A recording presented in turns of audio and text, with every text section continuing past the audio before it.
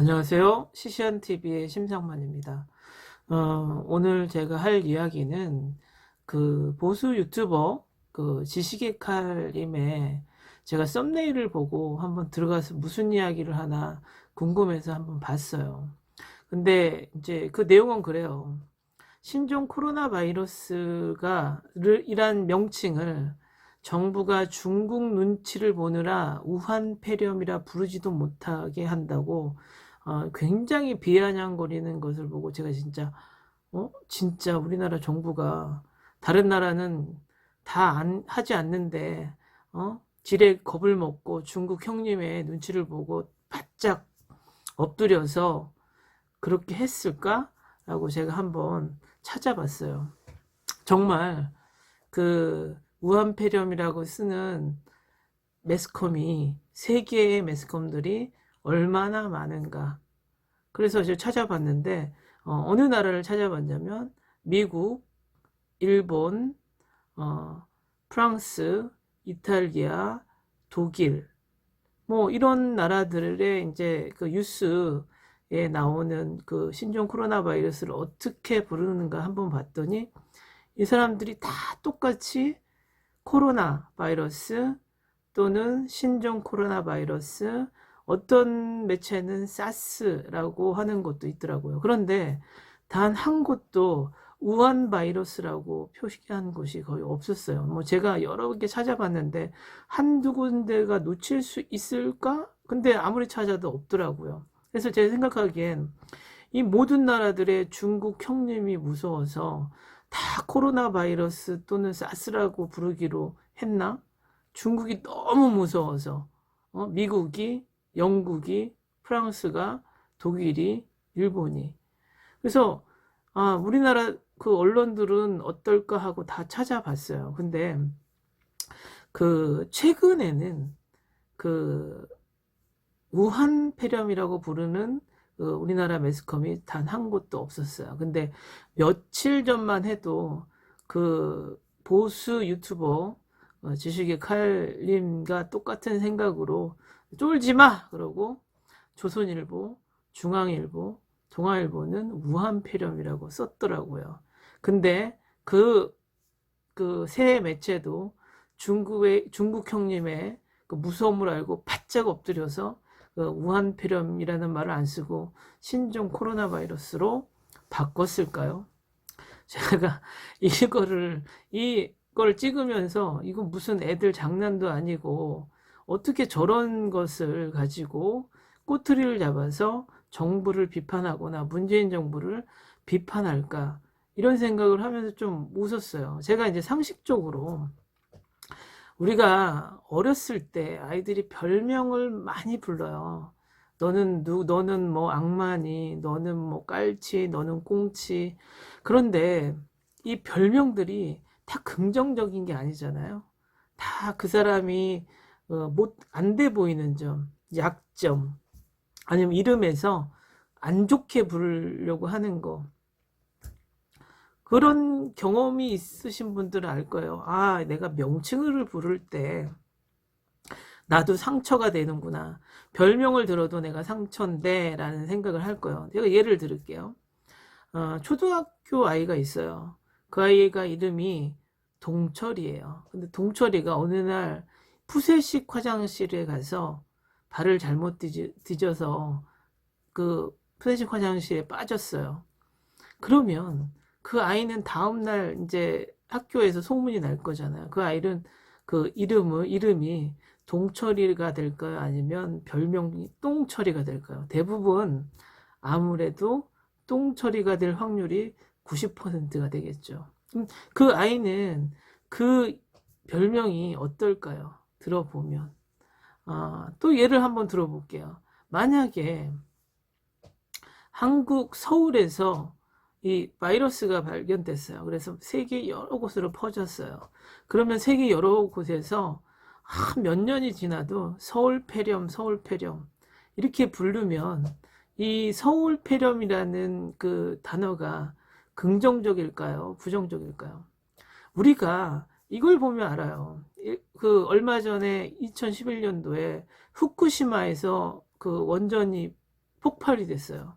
그러면 후쿠시마 하면 생각 떠오르는 게 뭘까요? 원전, 방사능, 굉장히 부정적이죠. 그러기 때문에 세계보건기구에서도 지명이나 그 여러 그 어떤 것을 혐오적으로 상징하는 단어를 써서 그 병의 이름을 쓰지 말라고 권고를 내렸던 거고, 한국은 다른 나라보다 그 권고에 따라서 정말 바르게 먼저 고쳐서 썼던 거예요. 그리고 나서 다른 나라들도 그 권고에 따라서 우한폐렴이라는 말을 쓰지 않았던 거죠. 그게 정말 정상적인 거죠. 제가 또 한 가지 예를 들을게요. 우리 그 20대하고 10대는 잘 모르는 나라의 명칭이 있어요. 버마라는 나라가 있어요.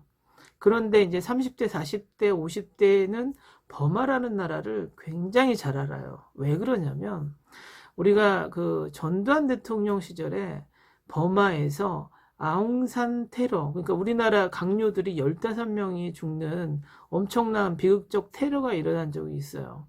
그렇기 때문에 버마 하면 테러 나라, 우리나라가 테러를 당한 나라, 버마 아웅산, 뭐 이런 식으로 우리나라한테는 이렇게 명칭이 그 박혀 있어요. 그런데 이 버마라는 나라가 또 한 가지 상처를 가지고 있어요. 뭐냐면 1988년도에 이 버마라는 나라에서 군사 쿠데타가 일어나서 거의 2만 명이라는 사람들이 거의 그 학살을 당했죠. 그래서 이 신군부가 들어서면서 자신들의 이 학살의 그 잔인함을 없애기 위해서 버마라는 이름을 미얀마로 바꿨던 거죠. 어떠세요, 여러분? 이 명칭이라는 게 그냥 사소한 것 같지만 어떨 때는 굉장한 아픔과 상처 그리고 트라우마로 바뀔 수가 있는 거예요. 그런데 옆집에서 초상이 났어요. 옆집에서 초상이 났는데 우리는 그걸 가지고 꼭 굳이 명칭을 가지고 괴롭힐 필요가 있을까요? 정상적인 게 아니잖아요. 그리고 또 이제 두 번째 얘기할게요. 거기 가서 지식의 칼님이 한 이야기를 또 들었어요. 그랬더니 뭐라고 하냐면 대한민국 정부가 그 일본하고 미국은 빨리 가서 자국민을 데려왔는데 한국은 중국에 맨날 형님 하면서 비행기도 연착시키고 지연돼서 데리고 온다라는 그런 얘기를 하더라고요. 그래서 제가 찾아봤어요. 과연 우리나라만 그럴까? 그랬을까? 그런데 그렇지 않았어요. 호주, 영국, 프랑스 다 그 나라들도 발이 묶여서 지연돼서 자국민을 데려갔더라고요. 그러면 그 중국이 호주, 영국 그리고 프랑스를 대한민국처럼 대해서 얕잡아보고 그렇게 했을까요? 그건 그렇지 않잖아요. 만약을 생각해봅시다. 우리가 중국을 초상을 당한 친구 집이라고 생각을 해요. 그러면 이 초상난 집에 가면 어떻게 행동을 해야 될까요? 저희는 조심스럽고 경건한 마음으로 이제 그 슬픔을 같이 해줘야 되는 게 이웃이나 친구로서 맞잖아요. 그런데 다른 친구는 초상이 났는데 가서 그 친구한테 그래요. 초상난 친구한테 야, 내가 빌려준 거 빨리 찾아와. 빨리 갖고 와. 내 거니까 빨리 갖고 오라고 이렇게 하는 사람이 과연 얼마나 될까요? 그게 상식적으로 맞는 얘기일까요? 제가 예를 들어서 쉽게 얘기를 하는 거예요. 그런 부분에서. 그리고 시시의 칼림이 얘기했어요.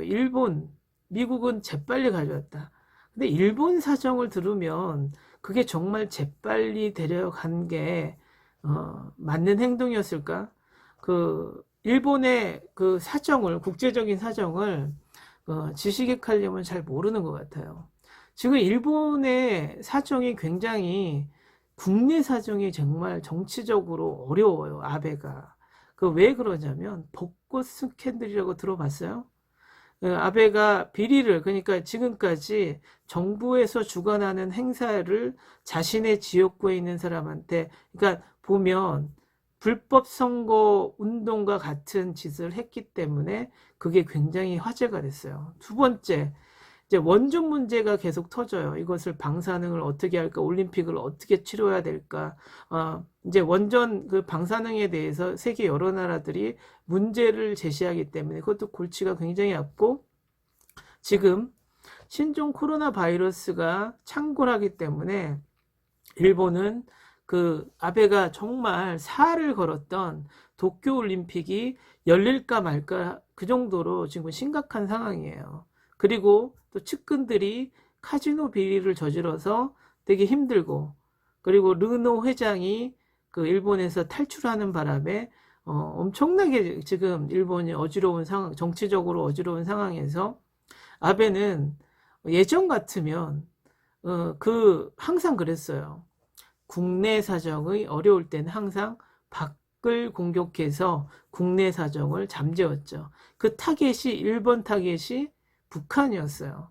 근데 북한이 미국과 지금 이제 협상을 하는 과정이기 때문에 북한을 아베가 자극하지 못해요. 왜냐하면 자기가 잘못하면 낙동강 오리알이 될 수가 있으니까. 그래서 두 번째 타겟을 정한 게 대한민국이에요. 그래서 얼마 전까지 그 화이트 리스트라든가 아니면 지금도 그게 아직 풀리지 않았지만 한국을 타겟으로 국민의 정서를 약간 안정시키고자 하는 게 굉장히 크죠. 그런데 이번에 또 아베가 위기가 나왔는데 이 신종 코로나 바이러스라는 이 바이러스가 창궐하면서 아베한테는 빨리 국민들한테 이런 스캔들을 잊게 하기 위해서 자기가 발빠르게 그 중국으로 갔던 거예요. 중국에 전세기를 보내서 자국민을 데려왔는데 거기에서 약간 미스가 났죠. 호텔에 자국민들을 병원이 아닌 호텔에 묵게 하고, 그것도 1인 1실이 아니고 2인 1실로, 그리고 증상이 없는 사람은 집으로 다 돌려보냈어요.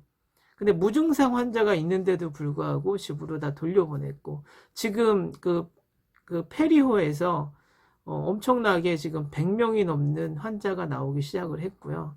일본은 정말 어지러운 상황이에요. 그러니까 초동 조치를 하지 못했기 때문에 대한민국 사정보다도 훨씬 어려운 지금 상황을 맞게 됐어요. 이러한 그 아베의 행동이 그 문재인 정부의 행동과 비교가 돼서 아베가 훨씬 잘했다. 미국의 트럼프가 잘했다.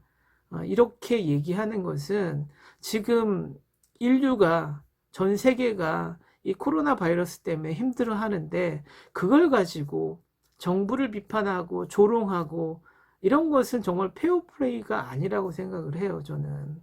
어쨌든 간에 정말 잘못했으면 잘못했다고 하고 잘했으면 잘했다고 얘기하는 게 맞는데, 엉뚱하게 이 작은 꼬투리를 가지고 정부의 하는 일에 대해서 비판한다라는 것은 옳지 않다라고 생각을 해요, 저는.